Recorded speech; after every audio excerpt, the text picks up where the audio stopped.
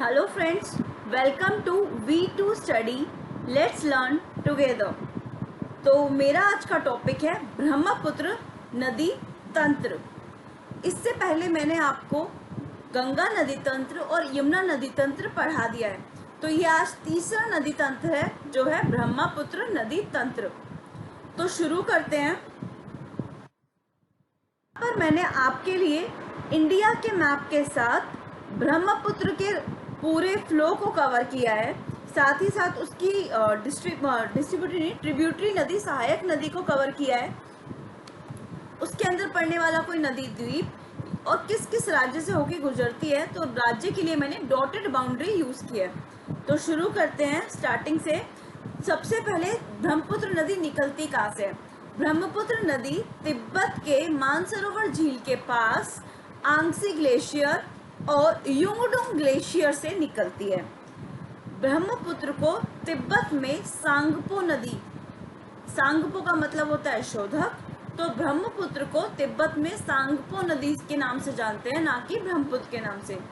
सांगपो में आके यारलुंग सांगपो एक नदी है जो चाइना से आती है, वो आके मिलती है। फिर ये नदी लिहासा शहर के पास से होकर गुजरती है। अब मैंने लिहासा को ही क्यों पॉइंट आउट किया है? क्योंकि तिब्बत की राजधानी लिहासा थी। फिर ये नदी सेमी सर्कल से ज्यादा बड़ा सर्कल घूमते हुए, पूरा सर्कल नहीं है बट सेमी सर्कल से ज्यादा है। ये ऐसे इसलिए घूमती है क्योंकि यहाँ पे नामचा बारवा पर्वत पड़ता है। नामचा बारवा पर्वत से होते हुए भांग्याप दर्रा हमारे अरुणाचल प्रदेश में है, वहां से होते ही इंडिया में प्रवेश करती है। तो इंडिया में पहला पॉइंट आपका बनता है कि इंडिया में ब्रह्मपुत्र कहाँ से प्रवेश करती है। तो स्टेट होगा अरुणाचल प्रदेश और दर्रा होगा भांग्याप दर्रा, यांग्याप दर्रा। एक चीज और है, ये वाला पार्ट चाइना में आता है, तो चाइना में इस नदी को बोलते हैं यरलुंग जाम्बो या जांगबो यालू तांग उचियांग नदी। तो आप याद रखिए, सांगपो होगा तो तिब्बत, जैम्बो होगा तो चाइना और आगे इंडिया में तो हम अभी पढ़ ही रहे हैं। तो इंडिया में अरुणाचल प्रदेश में इस नदी का नाम है दिहांग, और कुछ लोग इसको सियांग भी बोलते हैं। तो दिहांग नदी या सियांग नदी, दोनों से आप ब्रह्मपुत्र ही समझोगे, कंफ्यूज मत होना। तो अरुणाचल प्रदेश में इस नदी को बोलते हैं दिहांग या सियांग। अब जब ये नदी आगे बढ़ती है तो फिर आपका ये वाला स्टेट पड़ता है असम। फिर नदी असम में आती है। असम में आपकी अरुणाचल प्रदेश से मिश्मी दिबांग नदी या सिकांग नदी मिश्मी से होती हुई निकलती है, और अरुणाचल प्रदेश से ही लोहित नदी जयाल छू से निकलती है, वो आके सदिया के पास असम में आके ब्रह्मपुत्र से मिलती है। तो यहाँ पे आप देख रहे होंगे नदी थोड़ी पतली है। फिर ये दो नदी मिश्मी और लोहित आके मिलती हैं।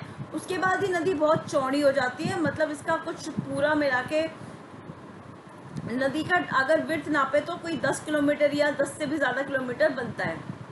ये इतनी चौड़ी नदी हो जाती है। तो जब इतनी चौड़ी नदी होती है तो बीच में अपने आप में ही कुछ द्वीप आने लग जाते हैं। तो ये इंडिया की एकमात्र नदी है जिस नदी के अंदर द्वीप मिलते हैं, और इस नदी में सबसे बड़ा द्वीप बनता है माजुली द्वीप। माजुली द्वीप में लोग गांव बसते हैं। ये बहुत बड़ा एक द्वीप है। यहाँ पे जनसंख्या है काफी, यहाँ पे लोग रहते हैं। ये बहुत बड़ा द्वीप है, और इस द्वीप को नदी जिला भी घोषित कर दिया गया है असम सरकार द्वारा। ठीक है, फिर आगे चलते हैं। माजुली द्वीप के पास सुबनसिरी नदी और रंगा नदी आकर मिलती है। सुबनसिरी तिब्बत से आती है और रंगा नदी अरुणाचल प्रदेश से आती है। और माजुली द्वीप के पास यहाँ से लिहांग चोटी और माउंट जेओब से, लिहांग चोटी से धनगिरी और माउंट आबू से सूरमा नदी आखिरकार जाके बहुत देर में जाके मिलती है, बट ये दो नदी यहाँ से निकलती हैं। ठीक है, अब पढ़ेंगे कपिली नदी निकलती है और फिर ब्रह्मपुत्र नदी में जाके मिलती है। कपिली नदी आप देख लोगे असम से ही निकलती है और असम में ही जाके ब्रह्मपुत्र से मिलती है, लेकिन बीच में मेघालय से होते हुए गुजरती है। मानस नदी ऊपर तिब्बत से आती है, संकोश नदी नेपाल से आती है, और ये दोनों आके ब्रह्मपुत्र में आके मिलती हैं।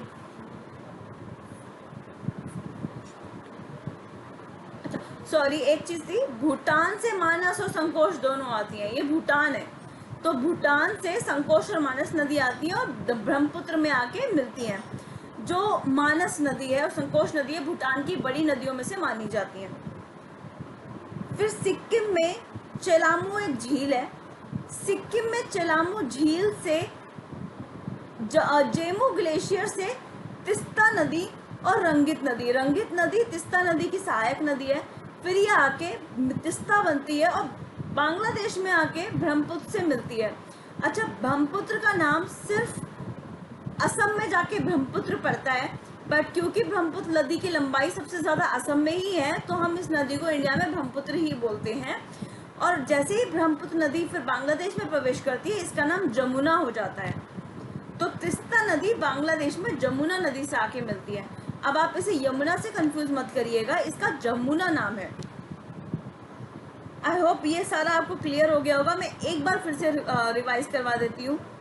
सबसे पहले मानसरोवर झील से आंगसी और युंगशुक ग्लेशियर से निकलती है, सांगपो नदी नाम है।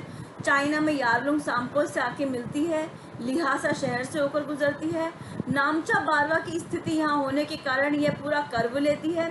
चाइना में इसको यारलुंग जैम्बो और जांगबो यालू त्वांग पुचियांग, बड़ा अजीब नाम है बट ये लिया जाता है।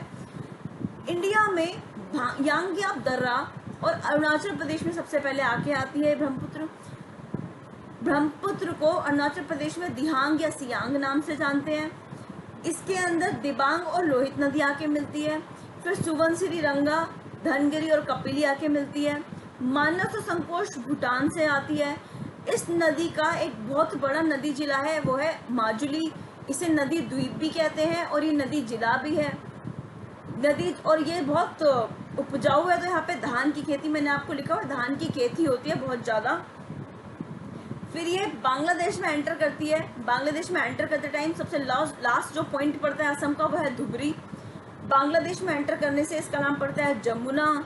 जमुना नदी में जो सिक्किम से निकली है रंगित और तिस्ता वो मिलकर बनती है, तिस्ता आके मिलती है बांग्लादेश के अंदर। अब पढ़ते हैं, यहाँ से आगे भी नदी कंटिन्यू कर रही है। अब पढ़ते हैं नेक्स्ट स्लाइड में। हाँ, तो अब आप यहाँ देखिए, ये पद्मा नदी आके जमुना में मिल रही है। अब ये जो पद्मा नदी है, मैंने आपको गंगा नदी तंत्र में बताया था कि जब गंगा बांग्लादेश में प्रवेश करती है तो उसका नाम बोलते हैं पद्मा। तो यहाँ पर बेसिकली गंगा ही नदी है जो आके ब्रह्मपुत्र नदी में जुड़ रही है, बट गंगा का नाम पद्मा है, ब्रह्मपुत्र का नाम जमुना है। तो पद्मा और जमुना के मिलने से जो नदी बनती है वो है पद्मा। फिर उसके बाद मैंने आपको बताया था प्रीवियस स्लाइड में कि सुरमा नदी निकलती है। सुरमा नदी बराक से होते हुए बांग्लादेश में आके मिलती है पद्मा से, और जब सुरमा नदी आके मिलती है तो पद्मा और सुरमा नदी के मिलने के बाद जो बनती है वो बनती है मेघना। मेघना नदी फाइनली बे ऑफ बंगाल में यानी बंगाल की खाड़ी में जाकर गिर जाती है। अच्छा, मैंने एक बड़ा नाम और लिखा हुआ है, अब मैं आपको ये बता दूं। जब ये नदी पद्मा नदी और जमुना नदी आकर मिलती है बहुत बड़ा डेल्टा का निर्माण करती है। ये जो डेल्टा है वो सुंदरवन डेल्टा के नाम से जाना जाता है। इसकी खासियत ये है कि यहाँ पर सुंदर नामक पेड़ मिलते हैं, सुंदरी नामक पेड़ मिलते हैं जो खारे पानी के जंगल माने जाते हैं। नेक्स्ट स्लाइड में देखते हैं कुछ और इम्पोर्टेंट पॉइंट।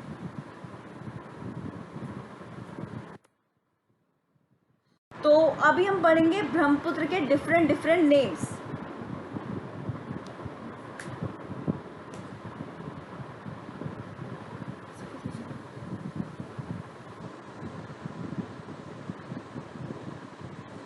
डिफरेंट नेम में तिब्बत में ब्रह्मपुत्र को बोलते हैं सांगपो, चाइना में बोलते हैं यालू सांग पुचियांग, अरुणाचल प्रदेश में बोलते हैं सियांग या दिहांग, ये मैंने आपको बताया था।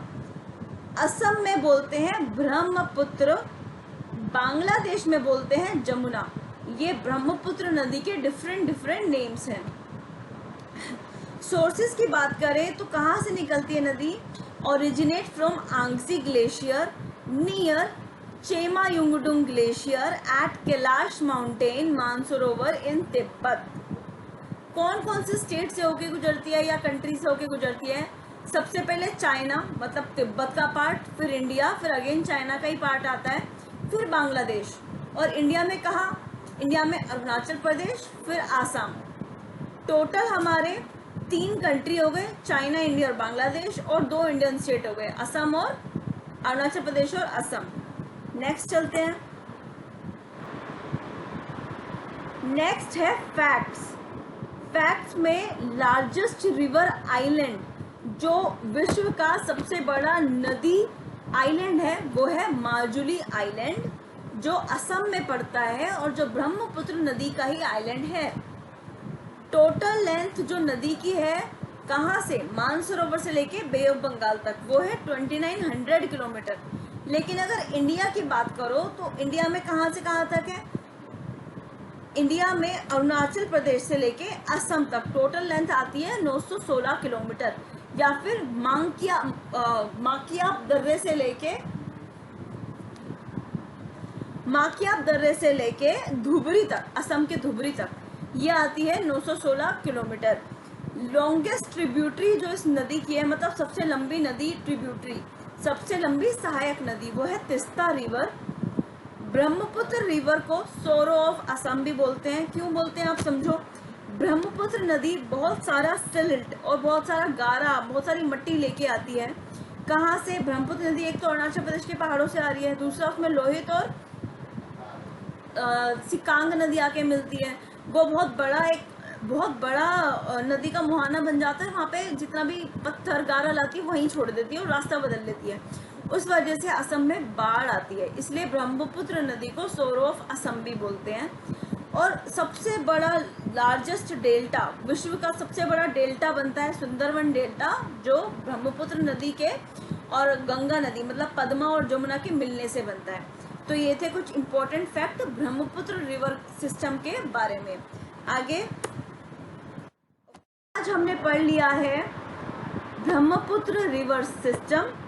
अब हम आगे, आप मुझे वैसे कमेंट सेक्शन में पढ़ के बताइएगा, पहले आप यमुना नदी तंत्र, गंगा नदी तंत्र और ब्रह्मपुत्र नदी तंत्र को अच्छे से पढ़ लीजिए।